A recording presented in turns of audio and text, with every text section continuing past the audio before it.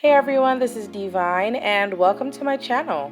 If this is the first time you're visiting this channel, make sure you hit that subscribe button and turn on your notifications so that when I upload new videos, you're the first to know. Now we have a lot to talk about today, so let's get into it. Now Toni Braxton gave fans a little insight into her private life when she said that she should have had more sex when she was younger. During a recent interview with James McMahon from The Guardian, the 52-year-old R&B singer expressed that she wished she had gotten certain things out of her system from a younger age, like partying, drinking, smoking, and having way more sex. Honestly, when I saw the headline for the story, all I could think about was a video she posted the other day talking about her skincare routine, and she whipped out a vibrating dildo and basically said she used it to stimulate her pores. So I thought she was gonna go out with some crazy stuff like that. But look, she said it was unused, guys.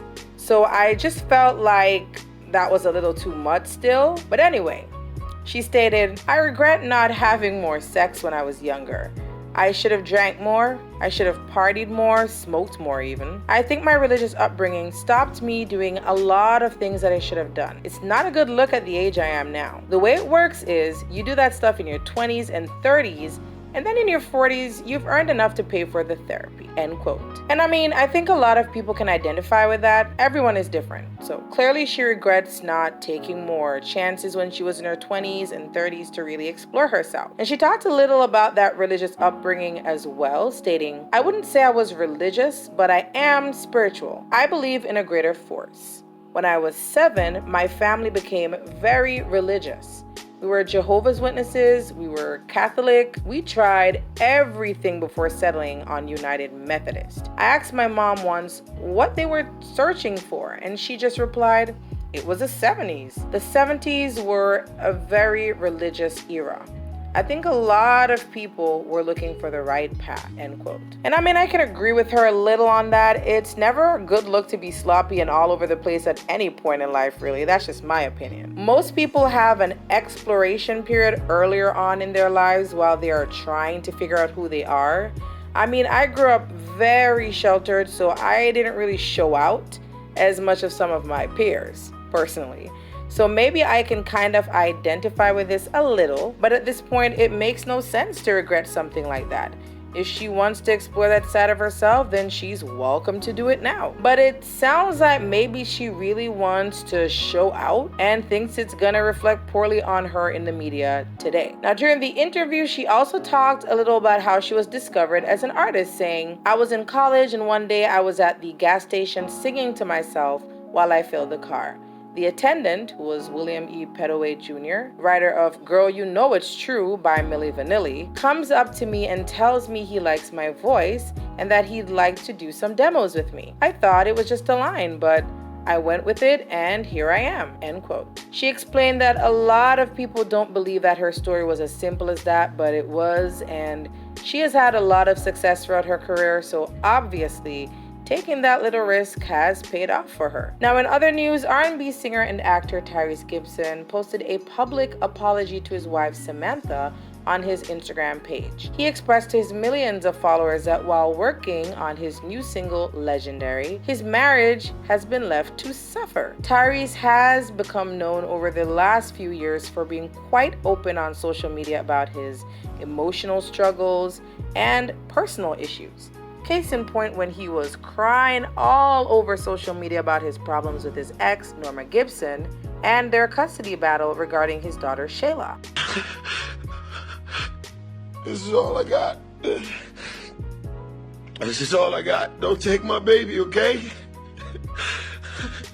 I've been away from my baby for 2 months. I just want my baby. Don't take my baby. I'm at $13,000 a month. What more do you want from me?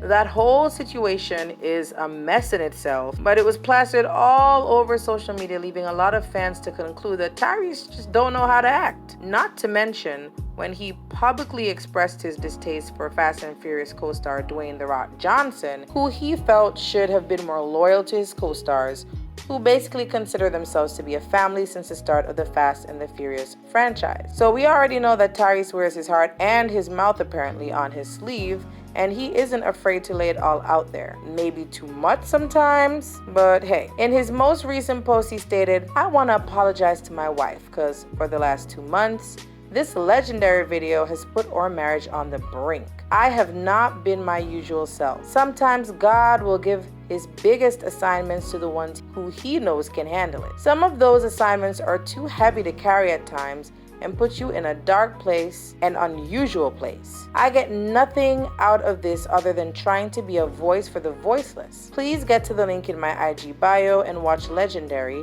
and pray for the families of these traumas and tragedy and my marriage. I love you, Samantha Lee. You are my world and my everything. I promise you I will get back to be my usual self. I promise you. Forgive me. Please forgive." Followed by a whole bunch of hashtags. His most recent single, Legendary, features singer CeeLo Green and was written in the wake of the most recent wave of senseless police killings of Black men and women. In the song, he addresses police brutality and the unrest being experienced throughout the nation right now. The music video that accompanies the song also addresses these important issues and is basically intended to give some insight into the experience of a Black person in America. There were reenactments of violence and portrayals of Black Lives Matter rallies. Within the first 2 minutes of the music video, Tyrese even went as far as to reenact the killing of George Floyd. The full-length music video, which is more like a short film, lasts for 8 minutes and 46 seconds, which is the amount of time that Officer Derek Chauvin pressed his knee into George Floyd's neck, which led to his death. He also depicted Breonna Taylor's shooting. So there's a whole lot of symbolism pointing to the current struggle being faced in America. Now you guys can check out the video for yourselves and just let me know what you think about it down in the comments. How do you feel about the reenactments? Do you think they were necessary? Do you think it was too much? I really want to hear what you guys have to say about it. And don't forget to hit that subscribe button and share this video. Also, turn on your notifications so that whenever I post a new video, you're the first to know. Until next time.